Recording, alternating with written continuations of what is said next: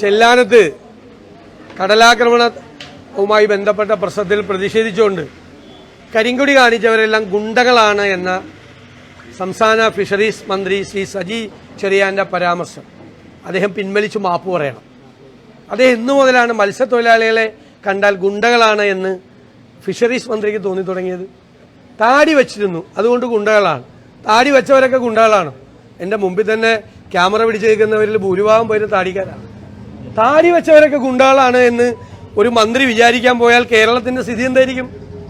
കേരളത്തിന്റെ സ്ഥിതി എന്താണ്? താടി വെച്ചതുകൊണ്ട് അവർ ഗുണ്ടകളാണെന്ന് വിചാരിച്ചു. പത്രത്തിൽ കണ്ടപ്പോഴാണ് പാർട്ടിക്കാരാണെന്ന് മനസ്സിലായത്. അവിടെ രൂക്ഷമായ കടലാക്രമണമുള്ള പ്രദേശത്ത് ജനങ്ങൾക്ക് ജീവിക്കാൻ പറ്റാതായപ്പോൾ ആ കടലാക്രമണ സംവിധാനങ്ങളെ കുറച്ചുകൂടി, പ്രതിരോധ സംവിധാനങ്ങളെ കുറച്ചുകൂടി മെച്ചപ്പെടുത്താനും ആ പാവപ്പെട്ടവർക്ക് സഹായം നൽകാനും സർക്കാർ തയ്യാറാകാത്തതിൽ പ്രതിഷേധിച്ചാണ് കരിങ്കൊടി കാണിച്ചത്. മുഖ്യമന്ത്രിയെ പോലെ സജി ചെറിയാനാകുമ്പോഴല്ലോ കരിങ്കൊടി കാണിക്കാൻ പാടില്ല മന്ത്രിമാർക്കെതിരെ.